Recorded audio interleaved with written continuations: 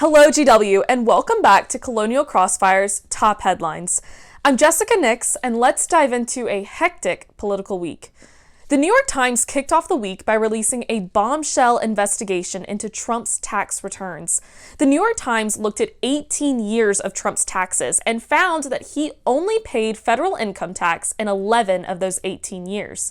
In 2016 and in 2017, he only paid $750 in federal income taxes. Trump also reduced his tax bill in questionable ways, which led to a $72.9 million tax refund in 2010, which is now the subject of an IRS audit. Many of his businesses, including his golf courses and resorts, are reported to have huge losses that helped him lower his taxes. Trump is in massive personal debt. In fact, $421 million in debt. The report does not break down who this money is owed to, except it does say that these loans are due in the next 3 years. On Monday, September 28th, the world reached 1 million deaths related to COVID-19. This is the highest death count as compared to recent pandemics, including swine flu and Ebola. Countries with the highest death rates are located in the northern hemisphere, and as the weather gets colder, scientists are expecting the death rate to only rise. This week, Florida's Governor Ron DeSantis relaxed all restrictions in the Sunshine State and said that they were no longer needed. Since his announcement, Florida's death rate infection is rising again.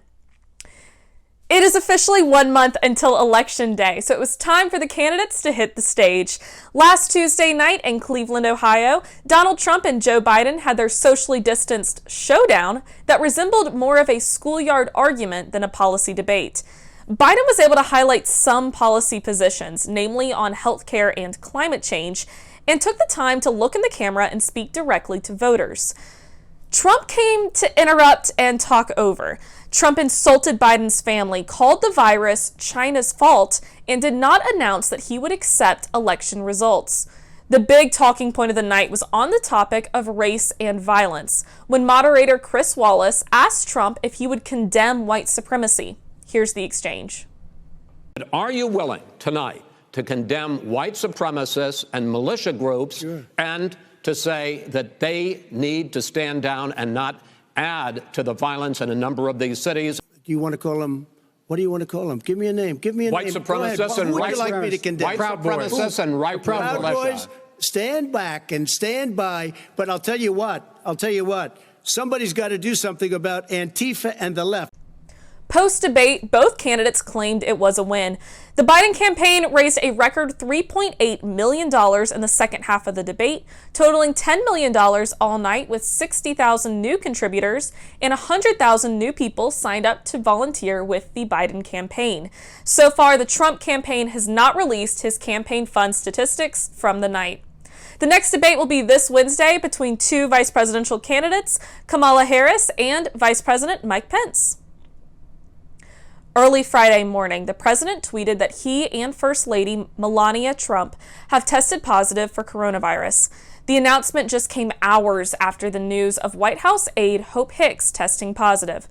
Hicks traveled with the president to a rally in Minnesota on Wednesday and was reported to not be feeling well. On Thursday, Trump traveled to an indoor campaign fundraiser in New Jersey after learning of Hicks's positive results.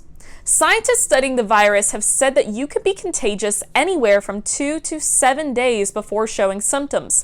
This places the president at multiple large events in the past week, including the debate, campaign rallies, and the Rose Garden announcement of Judge Amy Coney Barrett as his Supreme Court nominee.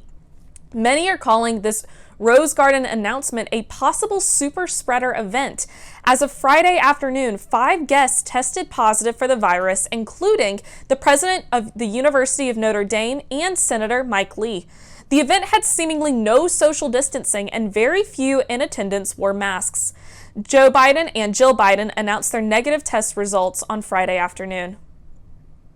Thanks for tuning in this week, and we'll see you next time.